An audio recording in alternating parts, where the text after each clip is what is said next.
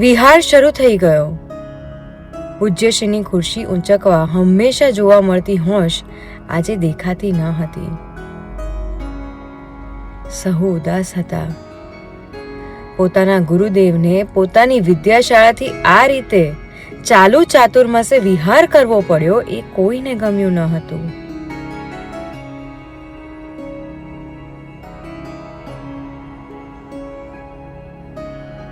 Alice bridge ઉતર્યા અને વરસાદના છાંટા શરૂ થયા. તરત જ નજીકની દુકાનના શેડની નીચે ખુરશી મૂકી. વરસાદ થોડો વધ્યો હતો. સૌ પૂજ્યશ્રીની આજુબાજુ જમીન પર બેસી ગયા. પૂજ્યશ્રીએ પણ નોંધ લીધેલી કે આજે કોઈના પગમાં જોમ ન હતું, કોઈના મુખ ઉપર નૂર ન હતું.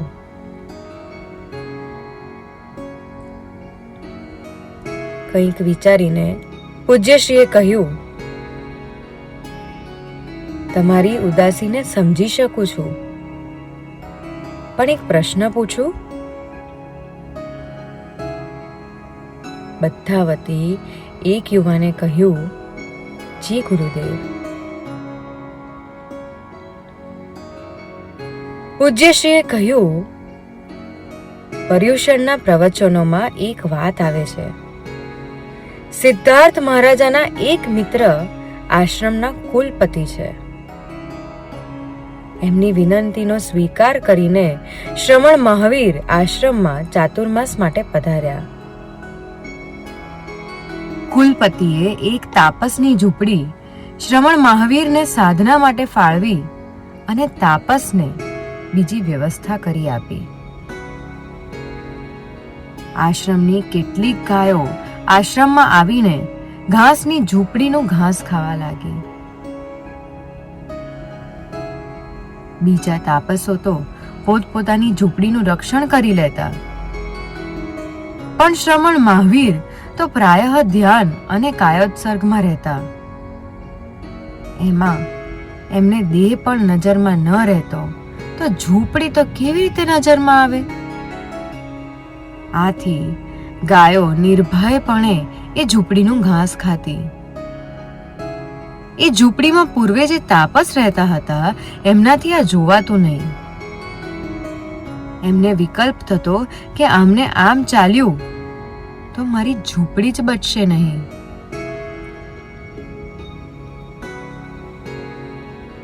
એક દિવસ એવું થયું કે મહાવીર ધ્યાન કે કાયોત્સર્ગમાં ન હતા, બસ એમ જ ઊભા હતા. ગાયે આવીને ઘાસ ખાવાનું ચાલુ કર્યું. મહાવીર જુએ છે કે ગાય ઘાસ ખાય છે, પણ બસ જોયા જ કરે છે, કારણ કે ગાયને અટકાવવા માટે ઝૂંપડી પ્રત્યે મારાપણાનો ભાવ જોઈએ, અને એ એમનામાં ન હતો. મહાવીરની અંતરંગ દશાને નહીં ઓળખતા તાપસે આ જોયું અને એને મહાવીર પ્રત્યે અત્યંત અપ્રીતિ થઈ ગઈ. એમણે કુલપતિને ફરિયાદ કરી. કુલપતિને તાપસની વાત સાચી લાગી એટલે એમણે મહાવીરને ઉપાલંબ આપ્યો. પોતાના આશ્રયનું રક્ષણ તો પક્ષીઓ પણ કરે, તમે ક્ષત્રિય થઈને પોતાના આશ્રયનું રક્ષણ નથી કરી શકતા?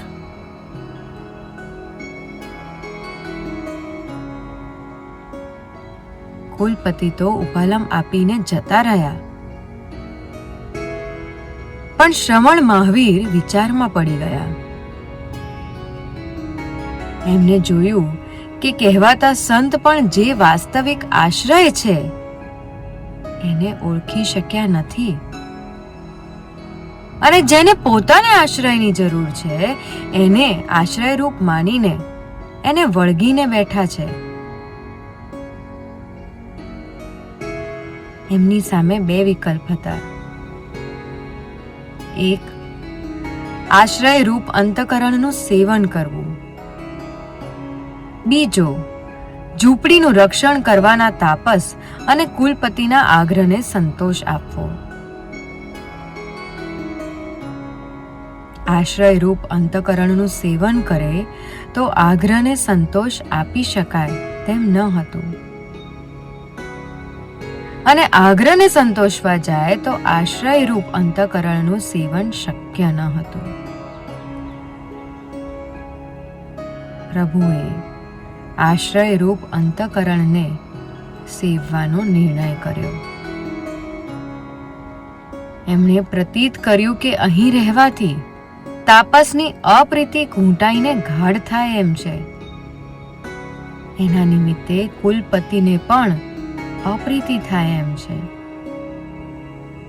પોતાનું કુલપતિપણું સંભાળવા એ મારી પાસે ઝૂંપડીના રક્ષણનો આગ્રહ રાખે એ સ્વાભાવિક છે, પણ એ તો થઈ શકે તેમ નથી. આખર પ્રભુએ ચાતુર્માસના 15 દિવસ પછી આશ્રમથી વિહાર કર્યો.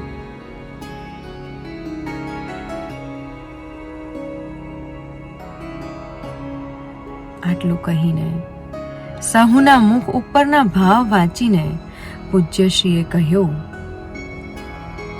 અમારી સામે પણ 2 વિકલ્પો હતા. એક, પૂજ્ય બાપજી દાદાની વિદ્યાશાળાની ગરિમા સાચવવી. બીજો, પૂજ્ય બાપજીની વિદ્યાશાળાને બાપની જાગીર માનીને એને સાચવવાના ભાવે વિદ્યાશાળાને પકડી રાખવી. પૂજ્ય બાપજીની વિદ્યાશાળાને અમે હંમેશા પૂજ્ય બાપજીની વિદ્યાશાળા સ્વરૂપે જ જોઈ છે અને અનુભવી છે. ક્યારેય મિલકત સ્વરૂપે જોઈ શક્યા જ નથી. આથી વિદ્યાશાળાને પકડી રાખવાનો ભાવ આવતો જ નથી. એટલે અમે પહેલો વિકલ્પ પસંદ કર્યો. વર્તમાન સંયોગમાં એ માટે વિદ્યાશાળાથી વિહાર આવશ્યક હતો. તમને એવું લાગે છે કે અમે ભૂલ કરી રહ્યા છીએ?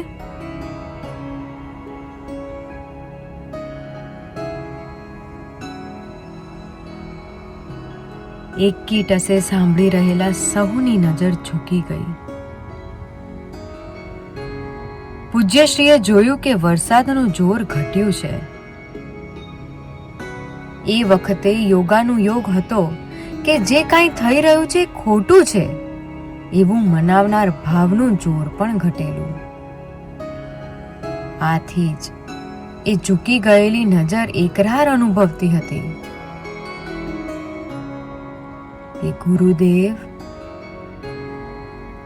ભૂલ આપ નથી કરી રહ્યા. પ્રભુ વીર જેવા આપના ભીતરને અમે ઓળખી ન શક્યા. એ અમારી ભૂલ છે. એ અમારી ભૂલ છે.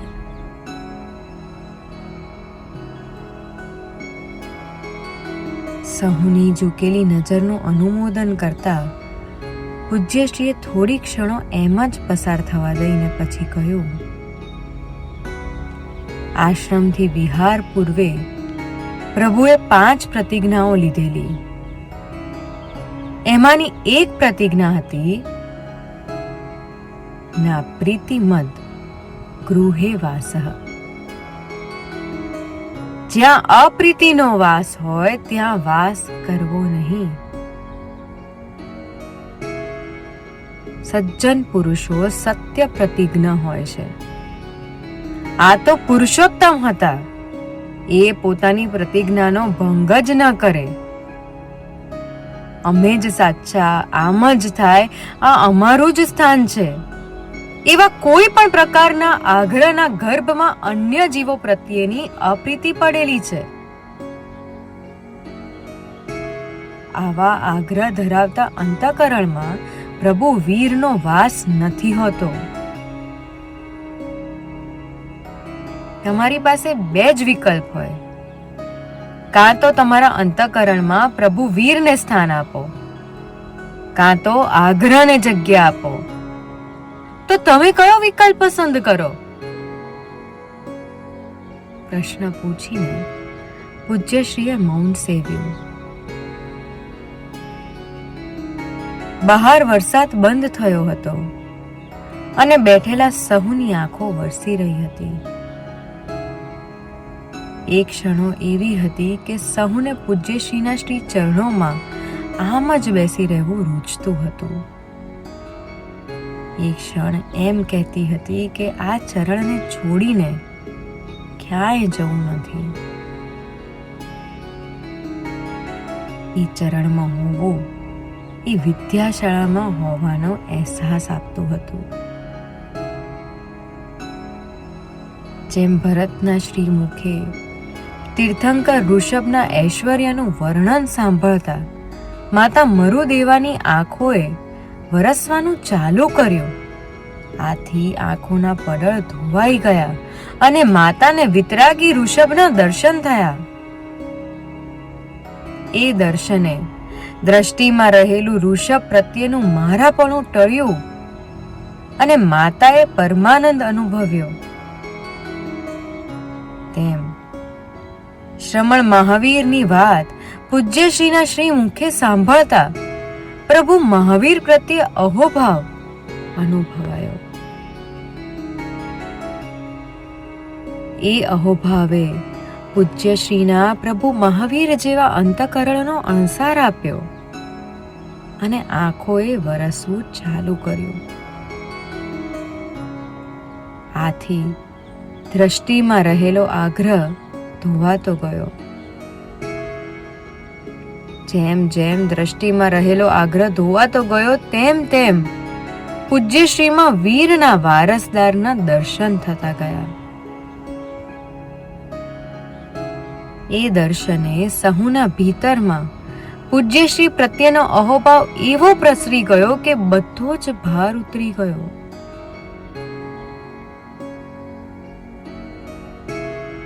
વરસાદ વરસાવીને ચાલ્યા ગયેલા વાદળો પછીના સ્વચ્છ આકાશ જેવું આગ્રહ રહિત ભીતર સહુ અનુભવી રહ્યા હતા. જ્યારે પુનઃ પંકજ શ્રી સંઘ તરફ પ્રયાણ થયું ત્યારે એ યુવાનોના ભીતરમાં રીસ ન હતી, મુખ ઉપર ઉદાસી ન હતી, પણ આવા ગુરુદેવ મળ્યાનું કેવળ અનુમોદન હતું અને આથી પગમાં જોમ પણ હતું. ગુરુદેવ, સાચે જ આપ અમારા સર્વસ્વ છો. આપ અમારા સર્વસ્વ છો. હે વીરના વારસદાર, હે વીરના વારસદાર, જેવી રીતે આપના ભીતરમાં પ્રભુ વીર વસેલા તેવી રીતે અમારા ભીતરમાં સદા આપનો વાસ હોજો. સદા આપનો વાસ હોજો.